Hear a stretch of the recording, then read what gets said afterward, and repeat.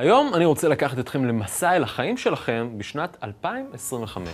זה לא נשמע עוד הרבה זמן, אבל החיים של כולנו עומדים להשתנות בצורה דרמטית. I can use my hand, I don't have to have a key to get in my house. הבתים שלנו יהפכו לדיגיטליים, נחיה הרבה יותר שנים. לומר עד 120, זה לא יהיה נחמד. והמכוניות של כולנו כבר לא יתודלקו בבנזין או בדיזל, ויהיו הרבה יותר שקטות.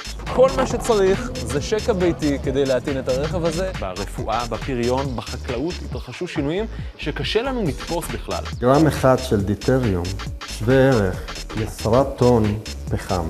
הטכנולוגיה תאפשר לנו לבחור את צבע העיניים של התינוק שיוולד לנו. אני רוצה לבחור גובה מבן אדם אחד וצבע העיניים מבן אדם שונה. את המוצרים שנרצה לקנות פשוט נדפיס אצלנו בבית במדפסת תלת-ממדית. והשדות והמטעים ירושתו בחיישנים ויושקו ויטופלו על ידי רובוטים יהודיים.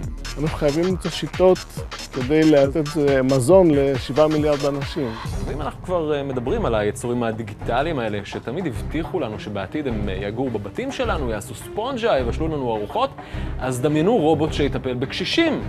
רובוט שיחליף את השומר בקניון, וזה עוד לא הכל. הרובוטים שלעתיד יוכלו להיות כל כך קטנים, שהם יוכלו לנוע בתוך הגוף שלנו, ולטפל במחלות או בתאים טרום סרטניים, ממש לפני שהם מתפרצים. מה זה, הג'וק הקטן הזה? זה רובוט? כן, זה רובוט שגודלו כמילימטר בקוטר. בתור כתב הטכנולוגיה והרכב של חדשות 10, יוצא לי להתנסות בטכנולוגיות החדשניות ביותר, במעבדות הסודיות של החברות הגדולות, עוד לפני שהן הגיעו למדפים. זה חלון, ועליו יש את כל האייקונים האלה, אפשר לרוץ בין האפליקציות השונות, לנהוג בכמה מהדגמים הכי מהירים שיש. אומייגאד!